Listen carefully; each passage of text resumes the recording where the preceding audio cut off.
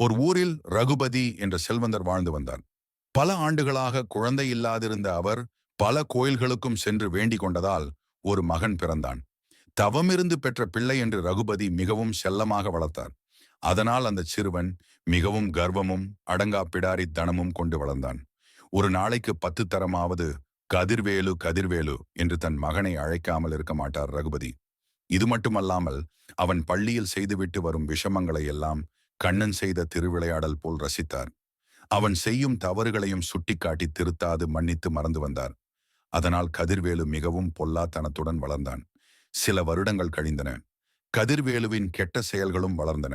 நிறைந்த செல்வம் இருந்ததால் அவன் செய்யும் தீய செயல்களை எல்லாம் செல்வ பலத்தால் மறைத்து வந்தான்.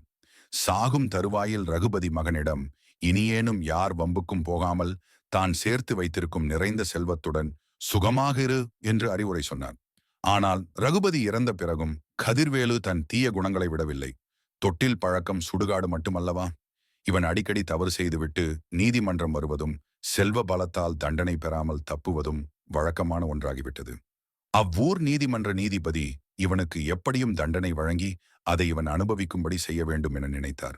ஆனால் பொய் சாட்சிகளை வைத்து குற்றங்களிலிருந்து மீண்டு விடுவான். ஒருமுறை அவ்வூரில் இருந்த விவசாயிக்கு கடன் கொடுத்ததாக பொய் வழக்கு போட்டான். அவன் நிலத்தை அபகரிக்க திட்டம் போட்டான். வழக்கு நீதிமன்றத்திற்கு சென்றது. நீதிபதி வழக்கை விசாரித்தார். இதை நேரில் பார்த்ததாக சொன்ன விவசாயியை அழைத்து வந்து விசாரித்தார். அவனும் கதிர்வேலுவிடம் பணம் வாங்கிக் கொண்டு பொய் சாட்சி சொல்வதற்காக நீதிபதி முன் நின்றான். அப்போது கதிர்வேலுவின் பணியாள் கட்டுக்கட்டாக பணத்தை கதிர்வேலுவிடம் கொடுப்பதை நீதிபதி கவனித்தார். இவன் அபராத பணத்துடன் வந்துள்ளான். எனவே இவன் குற்றம் செய்தவன் என்பது தெரிகிறது. இம்முறை இவனை தப்பவிடக்கூடாது என முடிவு செய்தார். கதிர்வேலு அழைத்து வந்திருந்த பொய் சாட்சியை நீதிபதி விசாரணை செய்தார். அந்த விவசாயி பல நாட்களாக மனதுக்குள் கதிர்வேலுவுக்கு தண்டனை கிடைக்க வேண்டும் என்று எண்ணியிருந்தான். அதனால் நீதிபதியிடம் உண்மையை கூறியதோடு தனக்கு அவன் லஞ்சம் கொடுத்து கூட்டி வந்ததையும் கூறினான். பொய் சாட்சி சொல்ல பணம் வாங்கி கொண்டாயா? ஐயா, மன்னிக்கணுங்க, நான் பணம் வாங்கினது நிஜம். ஆனா நான் வரலைன்னா வேறே ஆள் வந்து இவனுக்கு சாதகமா சாட்சி சொல்லிடுவானே, அதனால நானே வந்துட்டேனுங்க.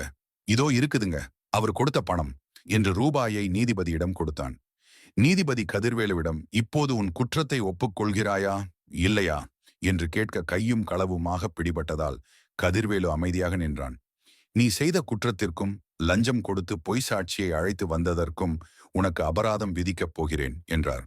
அதுவரை கவலையோடு நின்றிருந்தவன் நீதிபதியின் இந்த சொற்களை கேட்டு முகம் மலர்ந்தான். ஐயா, இந்த குற்றத்துக்கு நீங்க எவ்வளவு வேணும்னாலும் அபராதம் விதிங்க ஐயா, நான் இப்பவே கட்டிடறேன் என்றான் கர்வமாக. அவன் மடியில் கட்டுக்கட்டாக பணம் இருந்ததே அதுதான் காரணம். நீதிபதி புன்னகையுடன், நீ யாரிடமும் கேட்கக்கூடாது, உன் கையிலிருந்து பணத்தை கட்ட வேண்டும், பிறகு பின்வாங்கக்கூடாது என்றார். சரி என்று தலையை அசைத்தான் கதிர்வேலு. அப்படியானால் ஒரே ஒரு பைசாவை அபராதமாக கட்டிவிட்டு போ, இல்லையென்றால் 1 வருடம் சிறை தண்டனை அனுபவிக்க வேண்டும். திடுக்கிட்ட கதிர்வேலு தன் பையை துழாவினான். சட்டை மடியென எங்கு தேடியும் அவனுக்கு ஒரு பைசா கிடைக்கவில்லை. நோட்டு கட்டுக்களாக இருந்தனவே தவிர ஒரு பைசா காசு அவனுக்கு கிடைக்கவே இல்லை.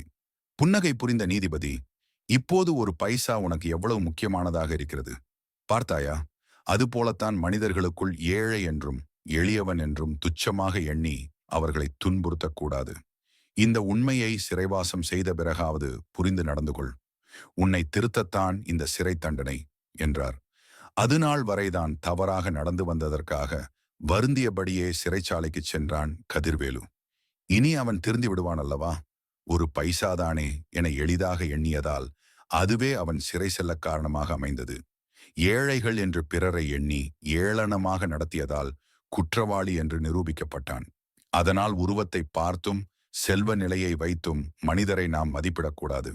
இதைத்தான் வள்ளுவர் குறளில் உருவு கண்டு எல்லாமை அச்சாணி அன்னார் உடைத்து வேண்டும் உருள் பெருந்தேற்கு ஒரு தேரின் அச்சாணி சிறிதாக இருந்தாலும் அதன் பயன்பாடு மிக பெரிதென்றோ. அதனால் உருவத்தை பார்த்து யாரையும் மதிப்பிடக்கூடாது. செல்வத்தின் பெருமையை ஒரு பைசாவின் மூலம் கதிர்வேலுவும் தெரிந்து கொண்டிருப்பான். மேலும் இது போன்ற சுவாரஸ்யமான வீடியோக்களை பார்க்க குட் லக் நண்பா சேனலை சப்ஸ்கிரைப் செய்து உங்கள் பங்களிப்பை வழங்கவும் நன்றி.